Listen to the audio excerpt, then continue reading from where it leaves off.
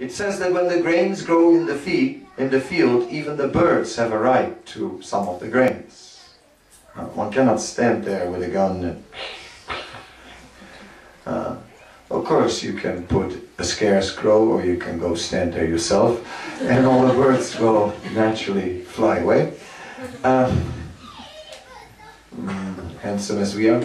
But, or, in India sometimes you see someone, we had a fruit tree, and then there was one man in one of these rope beds, and he had a rope in the tree, attached to two bamboos that, you know, and when he would pull the rope, the bamboos would hit each other and make noise, and then all the birds and bats go away. So he's the whole day sleeping under the tree, and every half an hour or every 10 minutes, pull the rope, all the birds would go, and the birds would feast on the fruits. There you go.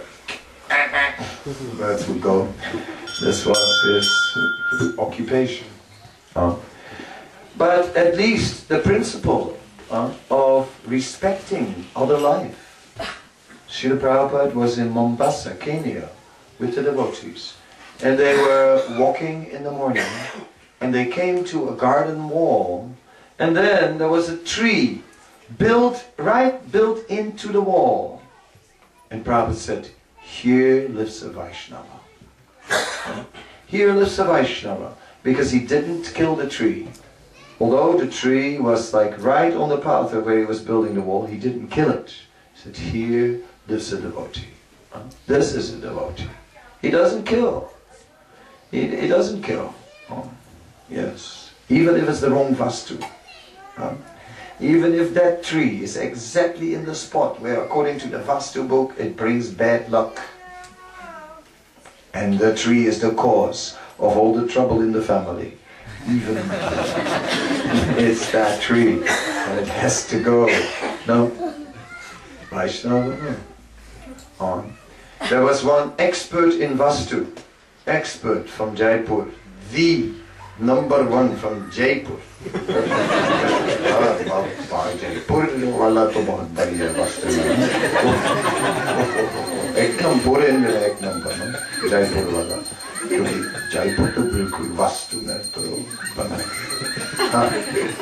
So, in this way, a Jaipur Vastu expert came to Mayapur. He said, this place is fantastic. This place is very good. The Vastu of Mayapur is fantastic. He said, there is only one problem. That river. They sent him right back to the desert in Rajasthan. Forget it. One problem in Mayapur, that river.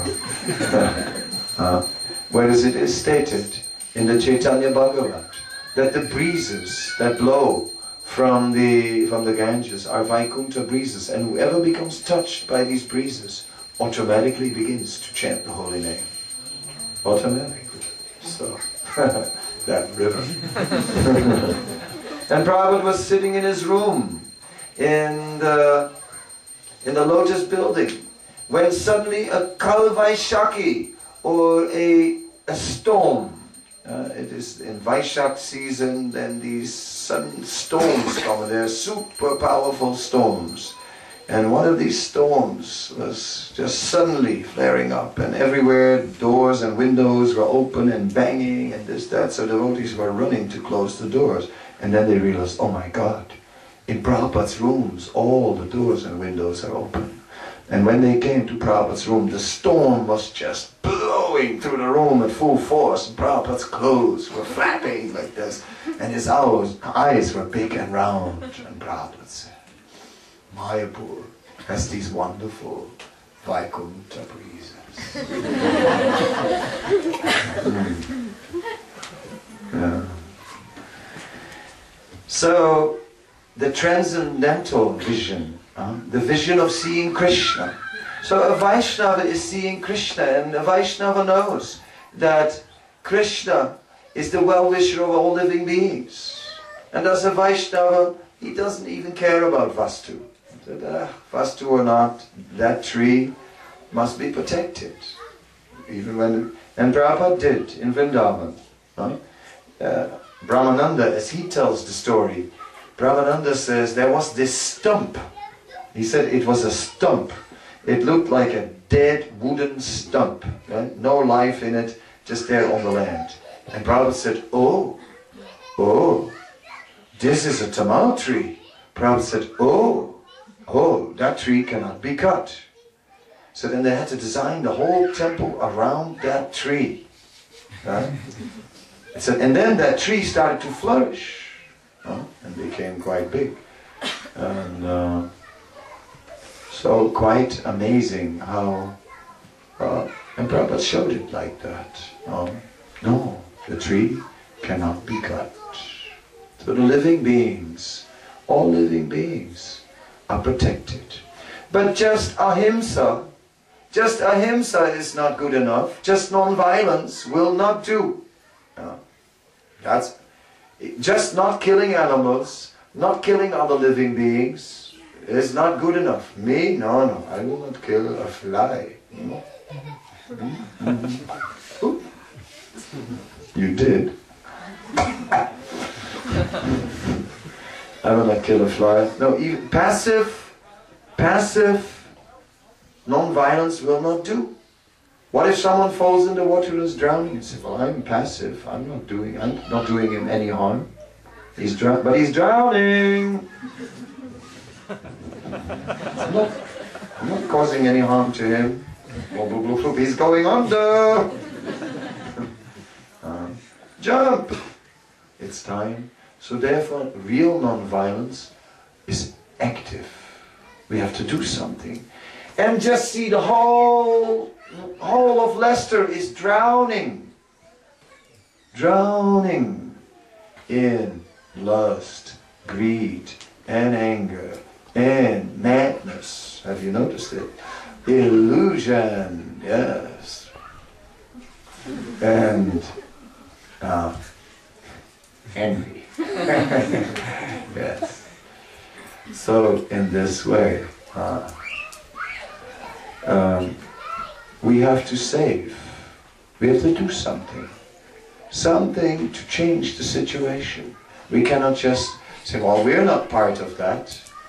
We are little angels. We are just all devotees, and we are not causing any harm to any living being. No. They're drowning. And we have to pull them out.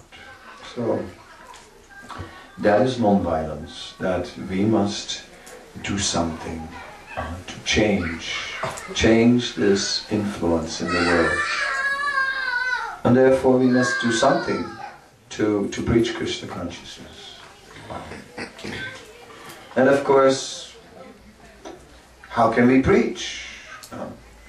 Srila Prabhupada's servant Hari Suri said that he wanted to go and preach. And Prabhupada said, preach, what can you preach? Prabhupada said, what can you preach? Prabhupada said, you're not preaching. He said, I am preaching. You cannot preach. So, meaning that to preach one must be pure. And if we are not pure, how can we preach? But therefore, this book distribution was stressed so much, because in that way Prabhupada is doing the preaching. We're just the mailman. Knock, knock, the mailman. Parcel for you, sir. Welcome, welcome. Yes, came to your door. You are the lucky one. And for a small donation. Thank you so much. See you again. You're a great guy. Oh, and by the way, here's an extra one. Oops! Could you give a little more for the printing cost? Thank you. And see you. Can you say ha? Can you say Ray? Can you say KRSNA? Krishna. Yes, like that. Somehow or other, we can try. We can try.